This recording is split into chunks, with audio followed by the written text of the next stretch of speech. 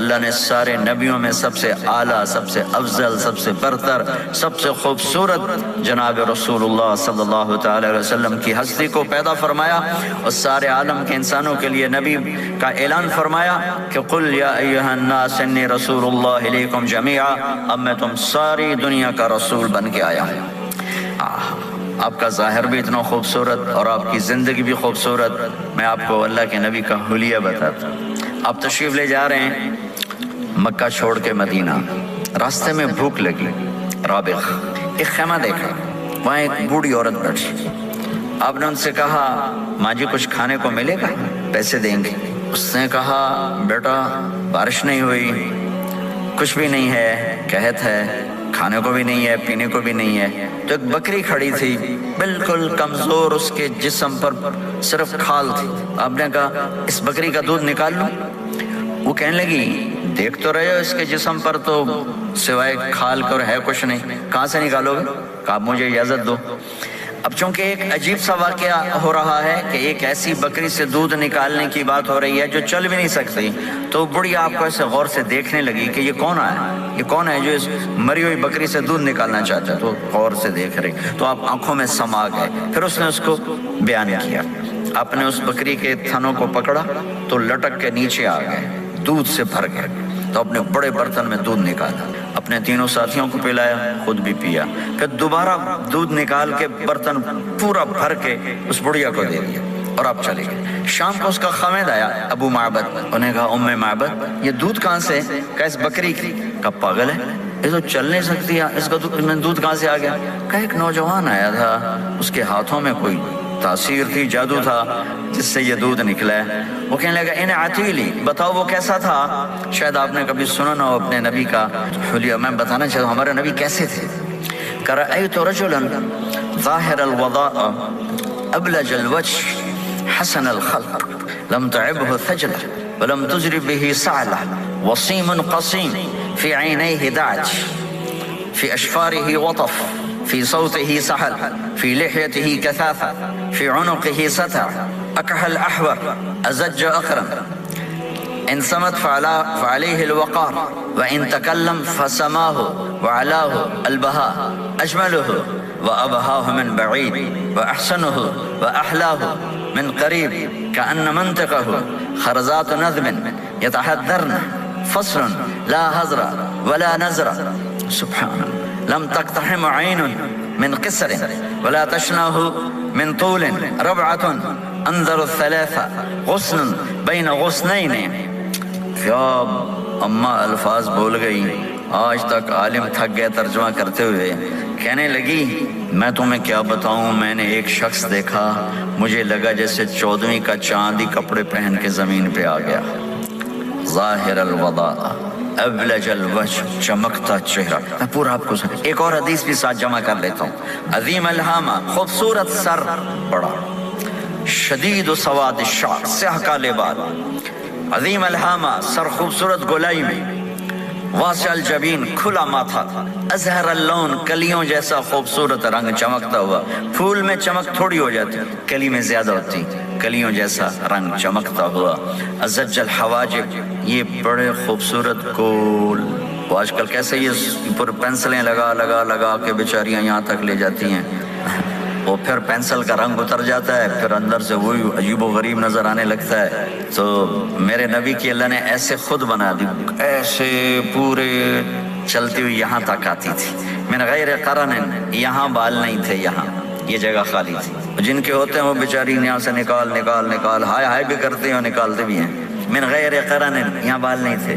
بینہما عرق یدرہ الغضب، یہاں ایک وین تھی، وین، جب آپ کو غصہ آتا تھا تو آپ غصے کو برداشت کرتے تھے، نکالتے نہیں تھے، برداشت کرتے تھے، تو وہ یہاں ایسے حرکت کرنا شروع کر دیتی تھی، تو اس سے پتہ چلتا تھا کہ اللہ کے نبی غصے میں بیٹھے ہوئے ہیں۔ فی عینیہ دعج، آنکھ بڑی خوبصورت، موٹی، سیاہ، اشکل، لمبی، اہدب، یہ بال بڑے لمبے، اکحل، بغیر سرمے کے سرمہ لگا ہوا، انجل، ابرج، اہدب، احوج، ادعج، اکحل، یہ سب نام میرے نبی کی آنکھوں کے ہیں کہ اللہ نے ایسی خوبصورت آنکھ کائنات میں اور کسی کو نہیں تھی۔ حسین آنکھ تھی، اس میں باریک سرخ دھاریاں تھیں اور سیاہی سیاہ تھی، سفید ہی سفید تھی. جب آپ آنکھ اٹھا کے کسی کو دیکھتے تھے کوئی آپ کی آنکھوں میں آنکھیں نہیں ڈال سکتا، سب ایسے ہو جاتے تھے. اس لیے میرے نبی یوں نہیں دیکھتے تھے، لوگ ایسے دیکھتے تھے.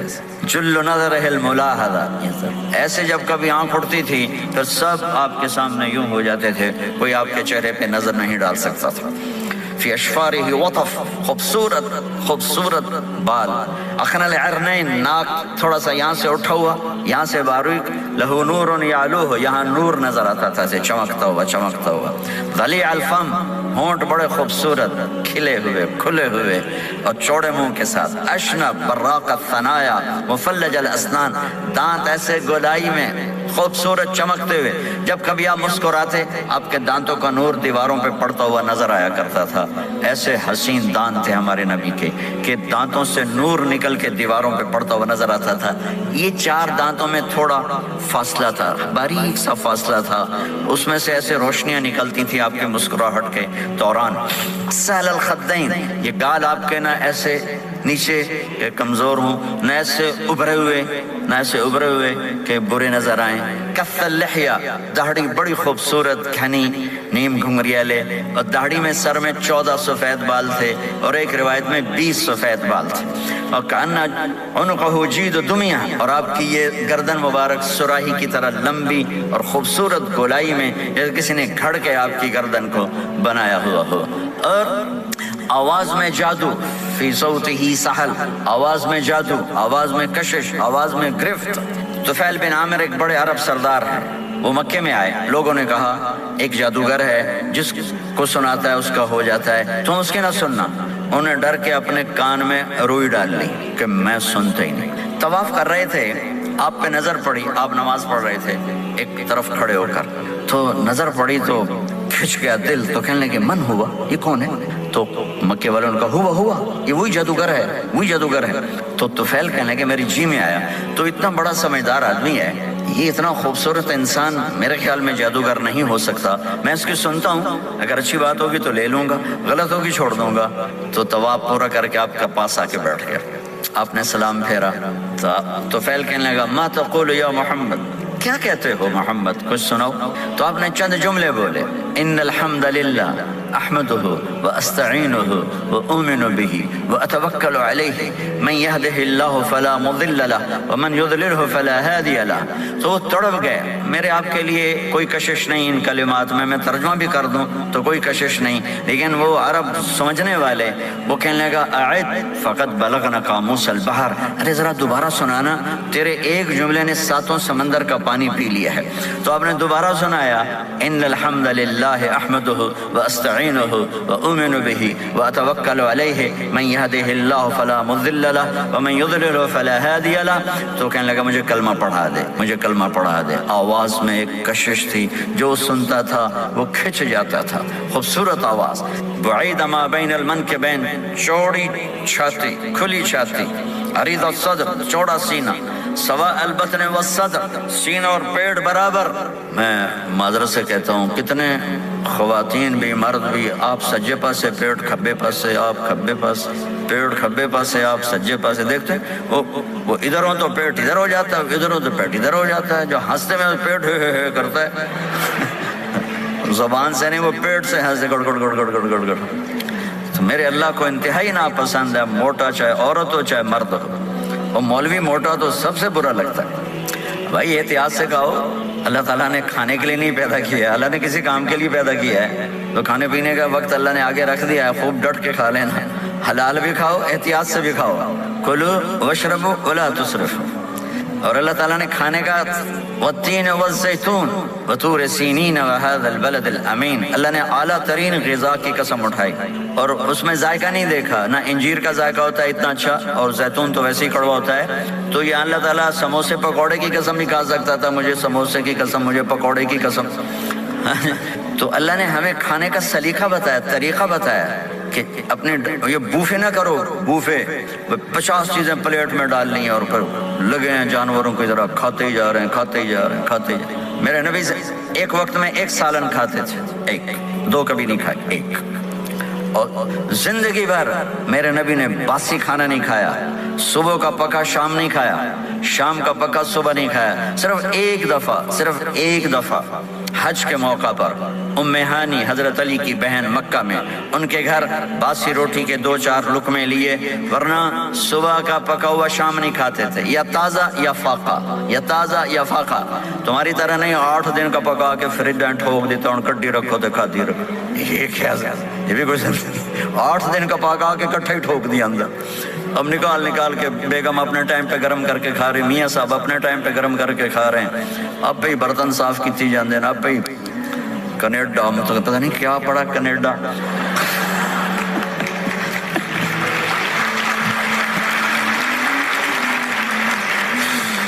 میں انگلینڈ گیا تو میرے بڑے اچھے دوست ہیں، وہ کہنے کہ مولانا میں نئی گاڑی لایا ہوں، آپ کو اس میں بٹھانا ہے، کہ اچھا کتنے کی؟ کہنے کا 2.5 لاکھ پاؤنڈ کی ہے، 2.5 لاکھ پاؤنڈ کی۔ میں نے کہا اس کا ڈرائیور کون ہے؟ کہا جی ڈرائیور تو ہم خود ہی ہوتے ہیں۔ میں نے کہا پھر ہماری سوزوکی اچھی ہے جس پر ڈرائیور رکھا ہوتا ہے، صاف بھی کرتا ہے بٹھاتا بھی ہے، تم اچھے 2.5 لاکھ پاؤنڈ کی گاڑی لی ہے، ٹائر بھی خود دھو رہے ہو اور اس کے میٹ بھی خود صاف کر رہے ہو نکال کے، ابھی بیگم نے برتن بھی تم سے صاف کروانے ہیں، وہ الگ سے کام ہے۔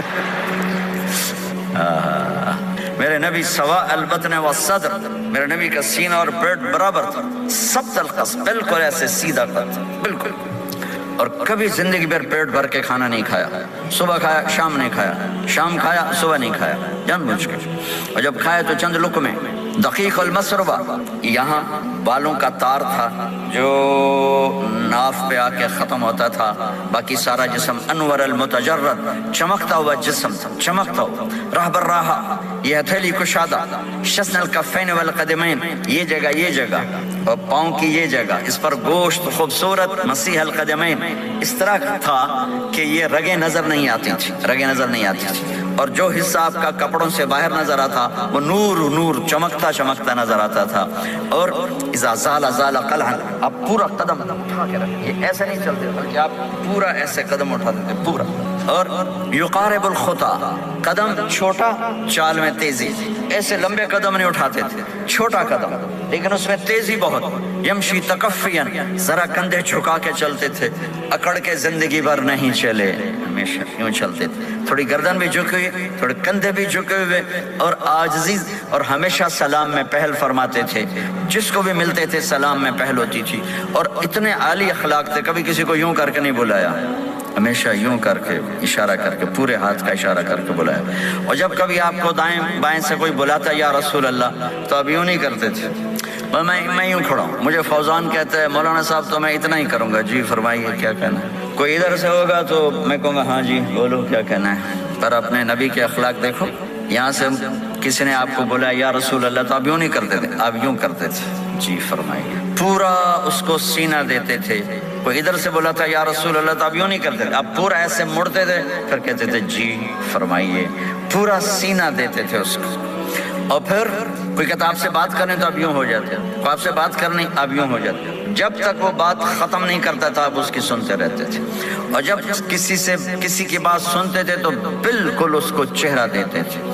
یہ موبائل نے ہمارے اخلاق برباد کرتا ہے۔ بچہ ماں سے بات کرتا ہے وہ بیٹھی موبائل دے، ہاں بولو کیا کہتے ہو، سن رہی ہوں، بولو سن رہی ہوں، آنکھیں ادھر ہوتی ہیں اور کان ادھر ہوتے ہیں، یہ جس سے بھی آپ ایسا کرو گے آپ نے اس کے دل کو تباہ کر کے رکھنا۔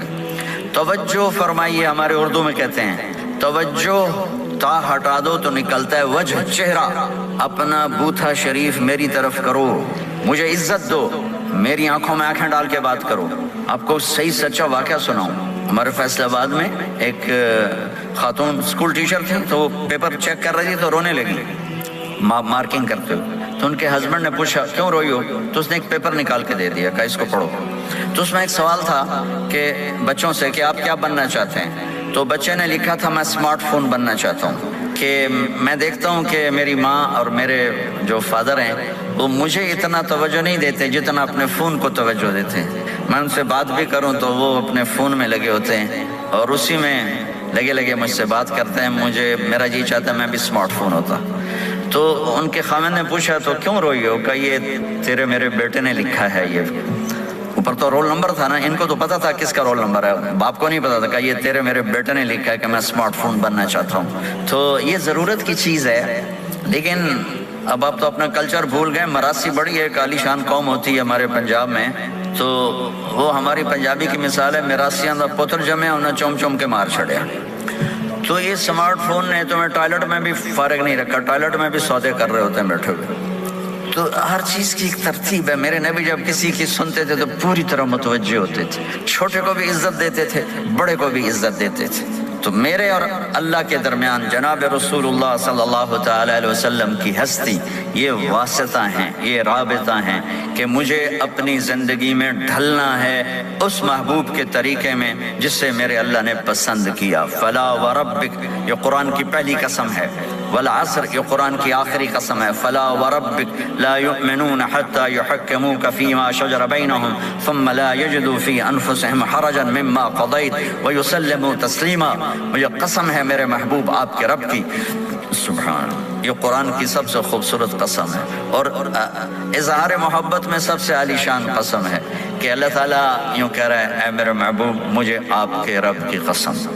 خود ہی قسم اٹھاتا ہے، اور انداز ایسا ہے جیسے قسم اٹھانے والا کوئی اور ہے اور رب محمد کوئی اور ہے۔ یہ اظہار محبت کی آخری شکل ہوتی ہے کہ قسم اٹھانے والا اپنے آپ کو دو بنا دے۔ مجھے آپ کے رب کی قسم، کینیڈا والوں کو بتا دیں جب تک آپ کے طریقوں پر نہیں آئیں گے میں انہیں قبول نہیں کروں گا۔ اللہ کے نبی کو راضی کرنا، ان کے خوشی کو حاصل کرنا۔ ایک صحابی آئے، یا رسول اللہ میرا پڑوسی ہے، اس کی کھجور ایسے ہو کر میرے گھر کے صحن میں اس کے چند آتے ہیں شاخیں، جب پھل لگتا ہے تو وہ گر جاتا ہے تو میرے بچے اٹھاتے ہیں تو ادھر سے دوڑ کے آتا ہے، ان کے منہ سے کھجور نکال لیتا ہے۔ آپ اسے کہیں کہ بچوں پہ اتنی سختی نہ کرے۔ آپ نے اسے بلایا، وہ منافق تھا، آپ نے اسے بلا کر کہا کہ یہ کھجور مجھے دے دو اور اس کے بدلے جنت میں مجھ سے ایک کھجور لے لو۔ وہ کہنے لگا یا رسول اللہ یہ مجھے اور میرے بچوں کو بڑی پسند ہے، کوئی اور ہوتی تو میں دے دیتا۔ اب چپ ہو گئے، وہ چلے گئے۔ ایک صحابی بیٹھے تھے، ابو الدحدہ، یا رسول اللہ میں لے دوں، مجھے آپ وعدہ کرتے ہیں، مجھ سے وعدہ کرتے ہیں آپ مجھے جنت میں لے کر دیں گے؟ آپ نے کہا ہاں۔ تو پیچھے پہنچ گئے، کہنے لگے بھائی کھجور کا سودا کرو ہوگا، جاؤ جاؤ، میں نے اللہ کے نبی کو نہیں بیچی، تمہیں کیسے بیچ دوں؟ کہنے لگے جو تیرے منہ میں آتا قیمت مانگو۔ کہنے لگا اپنا باغ مجھے دے دے، کھجور لے لے۔ باغ میں 600 کھجوریں تھیں، تو کہنے لگا پکی بات ہے کہ چلو باغ تیرا کھجور میری۔ انہوں نے کہا ٹھیک، مجھے اور کیا چاہیے؟ 600 کھجوروں کا باغ۔ دوڑے دوڑے آئے، یا رسول اللہ میں نے کھجور خرید لی، آپ اب اس کو دے دیں۔ ہم نے کہا انہیں مجھے تو دینی، تمہیں کیسے دے دی؟ کہا جی میں نے پورا باغ دے دیا اور کھجور اس سے لے لی، 600 کھجوروں کا۔ آپ نے کہا ہمارا پچھلا سودا کینسل، پہلے تھا ایک کھجور لے کر دوں گا، اب تیرا میرا سودا یہ ہے کہ تیرے لیے جنت میں بے شمار باغات بھی مل گئے اور تیرے لیے گھر بھی تیار ہو گئے۔ کم من عزق رداہا ودار فیاہا لأب الداہداہا۔ انہوں نے وہیں سے چھلانگ لگائی اور دوڑے دوڑے باغ گئے، اندر نہیں گئے، باہر سے کھڑے ہو کر کہا ام الدحدہ باہر آ جاؤ، ہم نے یہ باغ اللہ اس کے رسول کو دے دیا۔ یہ میرے عزیزو جہاں بھی رہو محمد مصطفیٰ صلی اللہ علیہ وسلم کی مبارک اور پاکیزہ زندگی کو اپنا ساتھی بنا لو، تو یہ جہان بھی آپ کا ہے، وہ جہان بھی آپ کا ہے۔ کوئی مشکل زندگی نہیں ہے، چند فرائض ہیں، 5 وقت کی نماز ہے، کیا زور لگتا ہے، کتنی دیر لگتی؟ 5 وقت نماز میں کتنی دیر لگتی؟ اور مسافر ہو تو آدھی ہو جاتی۔ روزہ سال کے بعد آتا ہے، آپ کے تو روزے ٹھنڈے ہوتے ہیں، چلو لمبے ہوتے ہیں لیکن ٹھنڈے ہوتے ہیں، ہمارے روزے تو بڑے گرم ہوتے ہیں، وہ بھی سال کے بعد ہے۔ اس میں بیمار ہو جاؤ تو معاف ہے، سفر میں ہو تو معاف ہے، بعد میں رکھ لینا۔ زکوٰۃ وہ مالدار پر ہے، حج مالدار پر ہے، غریب پر نہ زکوٰۃ ہے نہ حج ہے، تو پیچھے صرف ایک نماز رہ جاتی۔ نماز ایک ایسی دولت ہے جس کے بارے میں کوئی گنجائش نہیں ہے کہ اسے ہر حال میں ادا کرو۔ اگر اس میں کوئی گنجائش ہوتی تو مجھے میدان کربلا میں میرے نبی کے نواسے کی جب گردن اڑائی جا رہی تھی اور نماز کا ٹائم ہوا ہے تو آپ نے کوفے والوں سے کہا تھوڑی دیر رک جاؤ مجھے نماز پڑھنے دو، تو انہوں نے کہا ہم نماز پڑھنے کے لیے جنگ نہیں روکیں گے، تو آپ نے فرمایا پھر ہم نماز نہیں چھوڑیں گے۔ آپ نے آدھوں کو لڑائی پہ لگا دیا اور آدھوں کے ساتھ مل کر آپ نے نماز ادا فرمائی، پھر ان کو لڑائی پہ لگا دیا اور پہلوں کو کہا نماز پڑھنے کو، اور عصر سے پہلے سب کے سر کٹ کے نیزوں پہ چڑھ گئے۔ تو ایک نماز ایسی چیز ہے، بہت بڑا مجمع اہل ایمان کو نوجوان بھی ہیں، بچے بھی ہیں، بچیاں بھی ہیں، خواتین بھی ہیں، حضرات بھی ہیں، میرے نبی کی زندگی میں نماز، میرے نبی جب دنیا میں تشریف لائے اور لیڈی ڈاکٹر ہی کہہ لو، دائی شفا بنت اسد، انہوں نے آپ کو ماں کے پہلو میں لٹایا تو آپ نے ایک دم ایسے کروٹ بدلی اور سجدے میں لمبا سجدہ کیا، پھر اس کے بعد سر اٹھا کے یوں کیا اور اس ہاتھ کا سہارا لے کر اس ہاتھ کو یوں اٹھایا اور ایسے انگلی کو کیا تو ایک پورے عالم میں نور ہی نور پھیل گیا اور آپ گرے، اور پھر اس بچہ جیسے ہوتا ہے ویسے آتے ہی اعلان کیا کہ میں سجدے لے کر آ رہا ہوں، اور جب آپ دنیا سے جا رہے تو آپ نے کہا نماز نماز نماز نماز نماز نہ چھوڑنا۔ عبادات میں ایک نماز ایسی ہے جس میں گنجائش نہیں۔ اور اس کے بعد دوسری زندگی میں چند چیزیں ہیں، چند چیزیں، ان سب کا خلاصہ کروں تو چار چیزیں ہیں، سب کا خلاصہ کروں تو چار باتیں، وہ بھی حدیث پاک میں میرے نبی نے فرمایا اربع من کن فیہ ما ضرہ ما فاتہ من الدنیا، چار باتیں لے لیں اس سارے حال کے حاضرین حاضرات سامعین سامعات، تو میرے نبی فرماتے ہیں اس کو سب کچھ مل گیا، سب کچھ مل گیا، چار باتیں سب کچھ مل گیا، صدق حدیث، حفظ امانت، حسن خلیقت، عفت فی طعمت، چار باتیں، سچ بولے جھوٹ نہ بولے، سچ بولے جھوٹ نہ بولے، دیانتداری سے کام کرے دھوکہ نہ دے، اخلاق اچھے ہوں بد اخلاق نہ ہو، رزق حلال ہو حرام نہ ہو، چار باتیں جو کر لے گا وہ پورا دین اس کے ہاتھ میں آ جائے گا۔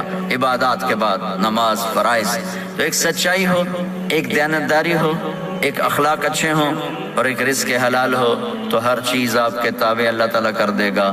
یہ پورے کا پورا دین ہے جو میرے نبی لے کر دنیا میں تشریف لائے۔ یہاں کے ماحول میں دوڑ لگی ہوئی ہے اور ایک دوسرے کو خیال کرنا یا اس کے لیے وقت نکالنا، خاص طور پر جہاں والدین پوری دنیا میں ہی پریشان ہیں لیکن ان ملکوں میں زیادہ پریشان ہیں کہ پتہ نہیں سسٹم ایسا ہے یا قدر کوئی نہیں ہے، لیکن میرے نبی نے فرمایا تھا کاش میری ماں زندہ ہوتی تو تم لوگ دیکھتے میں کیا کرتا، میں عشاء کی نماز کے مصلی پہ کھڑا ہوتا، سورۃ فاتحہ پڑھ رہا ہوتا اور ادھر سے میری ماں مجھے پکارتی محمد، تو میں ماں کے لیے نماز توڑ دیتا۔ ایک صحابی کا پیغام آیا ان کی بیگم کا کہ وہ مر رہے ہیں لیکن کلمہ نہیں پڑھا جا رہا، تو آپ تیزی سے اس کے گھر گئے، دیکھا تو وہ بول رہے ہیں، آپ نے کہا کلمہ پڑھو، کہا جی نہیں پڑھا جاتا، ویسے بول رہے ہیں نہیں پڑھا جاتا۔ آپ نے پوچھا اس کے والدین میں کون زندہ ہے، کہا جی ماں زندہ ہے۔ آپ نے کہا بلاؤ، کہ ماں آ گئی۔ آپ نے کہا تم اس سے ناراض ہو، کہا جی ناراض ہوں۔ کیا ناراضگی ہے؟ کہ یا رسول اللہ بدتمیزی سے بولتا تھا، بس اور کوئی ناراضگی نہیں، بہت نیک بچہ ہے، تہجد بھی پڑھتا ہے، روزے بھی رکھتا ہے، قرآن بھی پڑھتا ہے، مجھ سے بولتا ہے تو سخت ہو کے بولتا، ریش ہو کے بولتا۔ تو آپ نے کہا معاف کرتے ہو؟ کہا نہیں میں نہیں معاف کرتا۔ تو آپ نے فرمایا میں اسے آگ لگا دوں پھر سفارش کرو گے؟ کہا ہاں پھر تو کروں گے۔ کہ اگر تو نے معاف نہ کیا تو اللہ اسے جہنم میں ڈال دے گا۔ انہوں نے کہا نہیں میں معاف کرتی ہوں۔ جب ماں نے کہا میں معاف کرتی ہوں، آپ نے کہا کلمہ پڑھو، تو اس نے کہا لا الہ الا اللہ، اور اس کی جان نکل گئی۔ پھر آپ نے ان کا جنازہ پڑھایا اور فرمایا کہ جس نے ماں باپ کو دکھ دیا اس پہ اللہ کی لعنت، اس پہ زمین آسمان کی لعنت، ان کی نہ نماز قبول ہے نہ روزہ قبول ہے نہ صدقہ قبول ہے۔ تو مجھے آپ اکثر نوجوان نظر آ رہے ہیں، آپ فیملیز والے ہیں، اپنے ماں باپ کو عزت دیں، اپنے ماں باپ کے پاؤں دھو کر پئیں، ان کی دعا لے لیں، وہ دعا آپ کو کہاں سے کہاں پہنچا دے گی۔ ماں باپ کی دعائیں وہ کام کرتی ہیں جو نہ امریکن ڈالر کرتا ہے، نہ کینیڈین ڈالر کرتا ہے، نہ برٹش پاؤنڈ کرتا ہے، نہ پاکستانی ہندوستانی روپیہ کرتا ہے۔ ماں باپ کی دعاؤں سے ساتوں آسمان کے دروازے کھل جاتے ہیں، زمین آسمان کی برکتیں سمٹ کر ان لوگوں کے پاؤں میں آتی ہیں جو اپنے ماں باپ کی دعا لیتے ہیں۔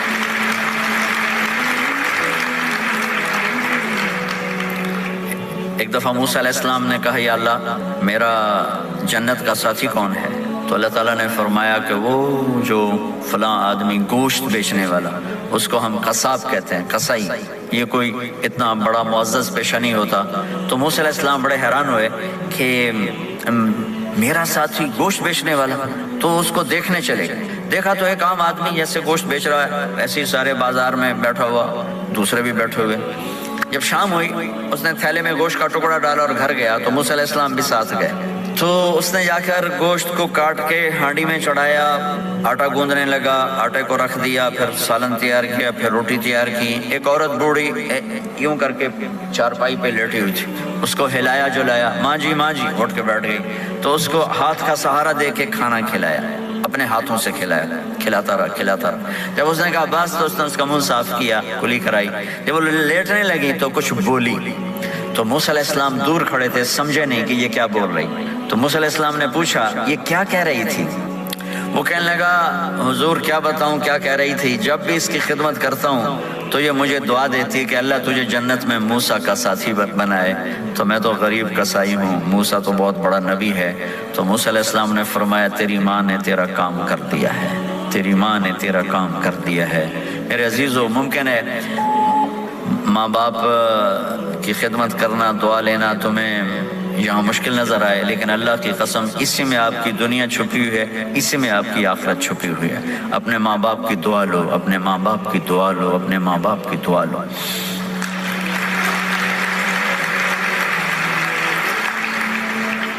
دوسرا رشتہ ہے یہاں خاوند اور بیوی کا۔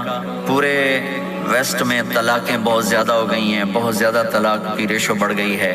یہ سب سے خوبصورت رشتہ ہے، سب سے عالی شان رشتہ ہے، اور اللہ کے نبی نے فرمایا سب سے بہترین انسان وہ ہے جو بیوی کے ساتھ اچھا سلوک کرتا ہو۔ اور آپ کو ایک عجب حدیث سناؤں، سب سے پہلے جو چیز قیامت کے دن میری نیکیوں اور برائیوں کو تولنے کے لیے جب اللہ ترازو لگائے گا تو سب سے پہلے جو چیز تولنے میں رکھی جائے گی وہ میرا بیوی کے ساتھ سلوک تولا جائے گا، اور بیوی کا خاوند کے ساتھ سلوک تولا جائے گا۔